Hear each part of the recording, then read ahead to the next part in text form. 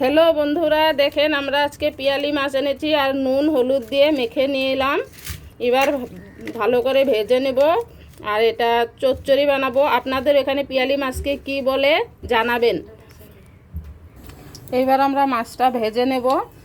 কড়াইতে তেল দিয়ে দিয়েছি, আপনারা দেখবেন তেলটা যাতে ভালো করে গরম হয়, না হলে মাছগুলো ভেঙে যাবে।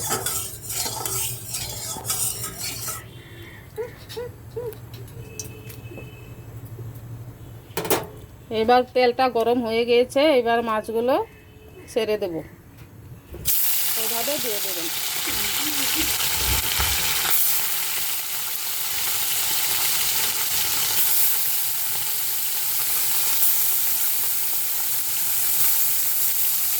এইভাবে ভালো করে কিছুটা থাকার পর উল্টে দিতে হবে। দেখতে থাকুন আমি কিভাবে করছি।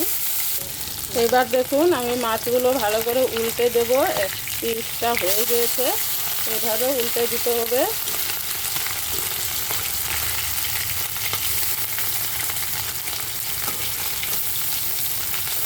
আরেকটা পিসটা হওয়ার জন্য অল্প অপেক্ষা করতে হবে। দেখুন মাছটা প্রায় ভাজা হয়ে গিয়েছে, এবার নামিয়ে নেব। একটা মাছও ভাঙে নেই, কারণ কড়াইটা ভালো করে গরম করে দিয়েছি তাই।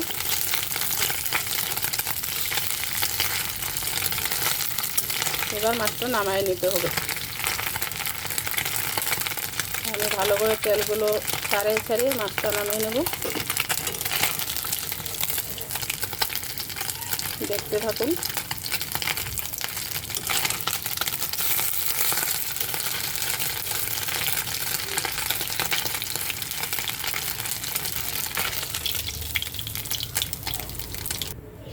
এইভাবে আমি সব কয়টা মাছ ভেজে নেব।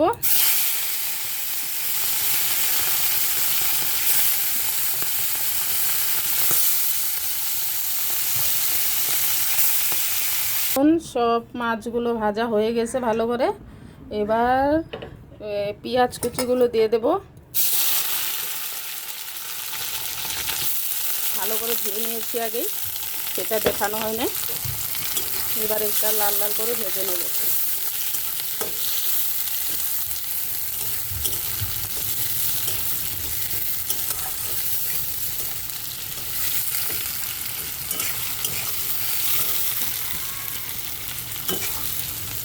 পেঁয়াজটা প্রায় ভাজা হয়ে গেছে, এবার আলু কুচিগুলো দিয়ে দেব। আলু কেটে রেখেছিলাম, সেটা ভালো করে ধুয়ে দিয়ে দেব।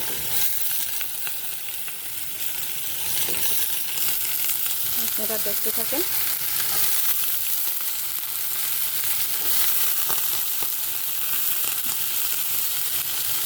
এইভাবে বানিয়ে দেখবেন, খেতে স্বাদ হয়।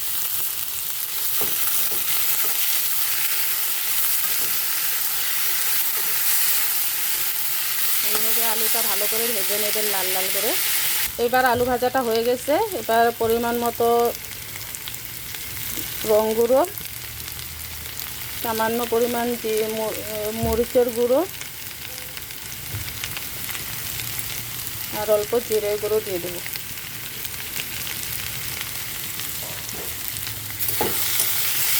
দিয়ে ভালো করে নেড়ে চেড়ে মিশিয়ে দেবো এটার সাথে।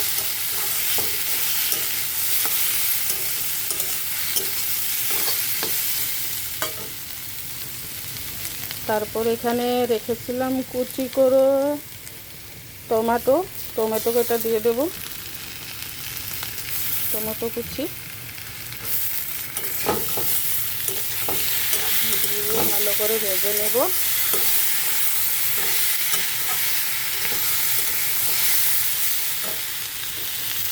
তো এটা কাঁচা লঙ্কা দিয়ে দেবো।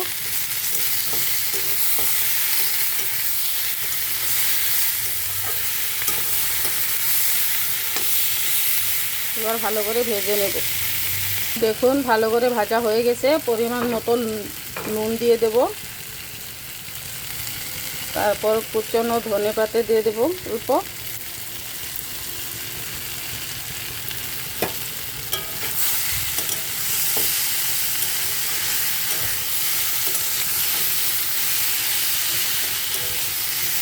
ধনেপাতাটা ভালো করে মিশে গেলে তারপর মাছগুলি দিয়ে দেবো। ভাজা ভাজা মাছগুলো এখন দিয়ে দেবো।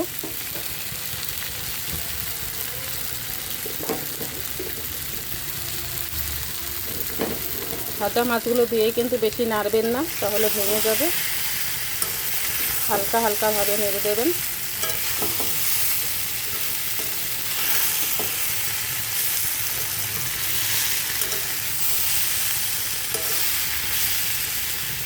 দেখুন বন্ধুরা, এখন আমার চচ্চড়ি হয়ে গেছে, এবার নামিয়ে নেব।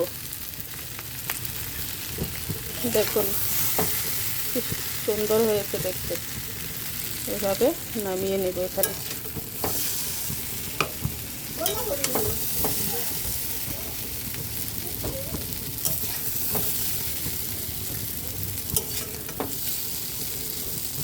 গরম গরম ভাতের সাথে, পাতলা হলো মুসুরের ডাল সাথে খেতে খুব ভালো। এইভাবে বানিয়ে খেয়ে দেখবেন। ধন্যবাদ।